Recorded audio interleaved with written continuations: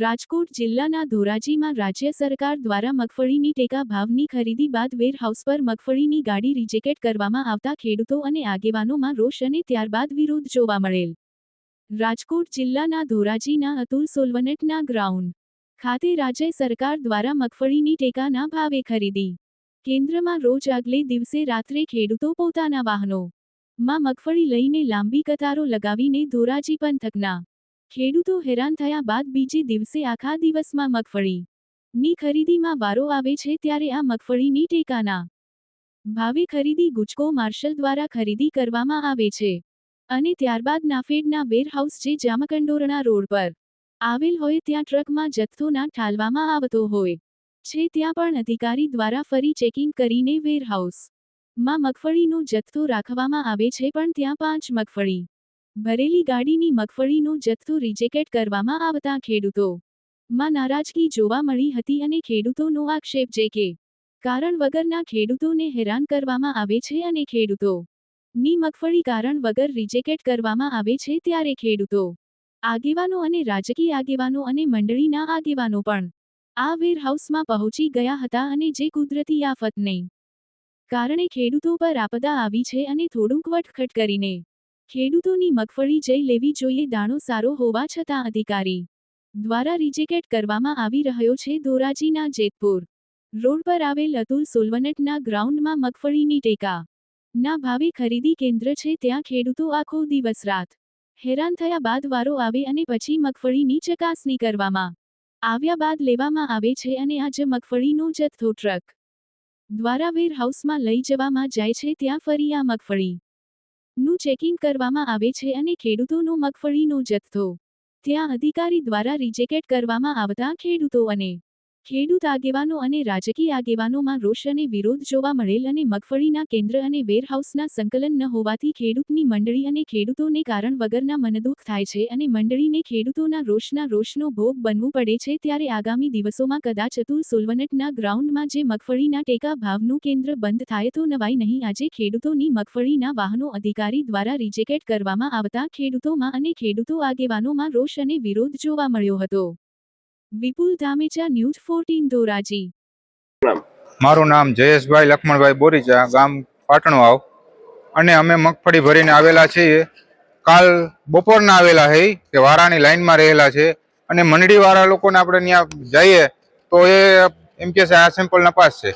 તે મંડળીવાળા કે ચાલો ખેડૂતો બધા ગોડાઉનને જઈએ આપણે, અને જે અમારે ગોડાઉનવાળા જે રિજેક્ટ કરે છે તો અમારે શું કરવું?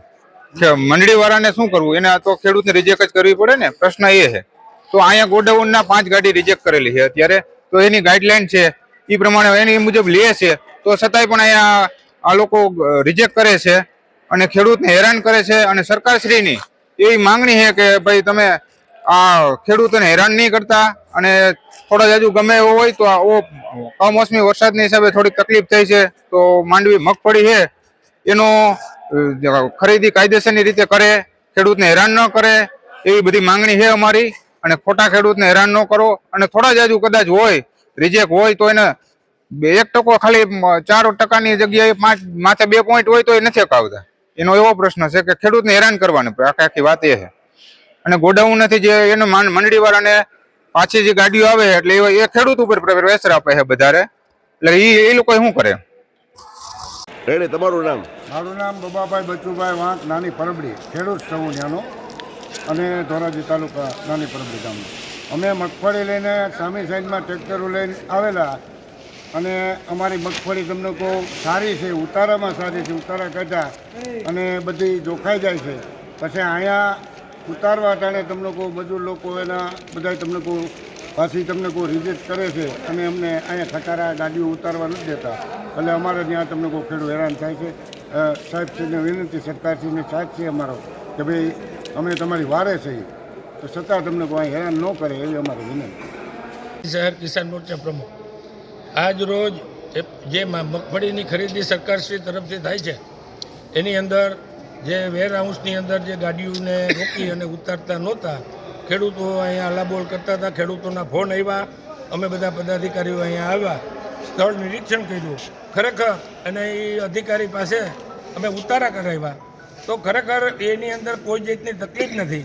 છતાં પણ એન પ્રકારે અધિકારીઓ રાસદેશ રાખી અને માલ રિજેક્ટ કરે છે. અહીંયા અત્યારે જોઈએ તો 5 ગાડી હમણાં ઊભી છે, નથી ઉતારતા અને વાં ખરીદી બંધ કરી દે છે.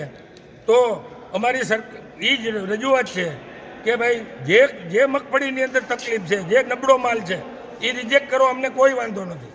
પણ જે ઉતારા પૂરા આવે છે જેની અંદર કોઈ તકલીફ નથી, હવે આ ઝીણા દાણા પણ બહાર કાઢી નાખે, એની અંદર એને ખોલતા હાઈ ક્લાસ વ્યવસ્થિત છે, તેલ નીકળે છે, આવા દાણા કાઢી અને ઉતારા ને એન પ્રકારે છેડા થાય તો એ અમારી એવી માગણી છે કે ભાઈ વ્યવસ્થિત ઉતારા કરો, નુકસાન જે ડેમેજ છે એ જ કાઢો.